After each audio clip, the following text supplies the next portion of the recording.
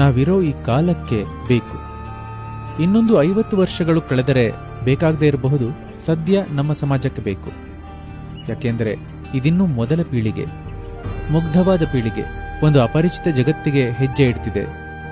ಒಂದು ಸಂಘಟಿತ ವ್ಯವಸ್ಥೆಯಿಂದ ಬೃಹತ್ತಾದ ವ್ಯವಸ್ಥೆಗೆ ಹಲವು ರೀತಿಯಲ್ಲಿ ದುರ್ಬಳಕೆ ಆಗ್ತಿದೆ. ಹಾಗಾಗಿ ಇದನ್ನು ಪರಿಗಣಿಸಿ ತಮ್ಮದೇ ದೇಹದ ಬಗ್ಗೆ ಶಿಕ್ಷಣ ನೀಡೋದು, ದೇಹ ಪ್ರಕ್ರಿಯೆಯ ಸ್ವರೂಪ ಏನು, ನಿಮಗೇನನ್ನಿಸುತ್ತೋ ಅದು ಯಾಕೆ ಅನ್ನಿಸುತ್ತೆ, ಅದನ್ನು ಘನತೆಯಿಂದ ನಿರ್ವಹಿಸೋದು ಹೇಗೆ, ನಿಮಗಷ್ಟೇ ಅಲ್ಲ ಸುತ್ತ ಇರೋರಿಗೂ ಕೂಡ ಇದನ್ನ ಹೇಳಬೇಕಾಗಿದೆ.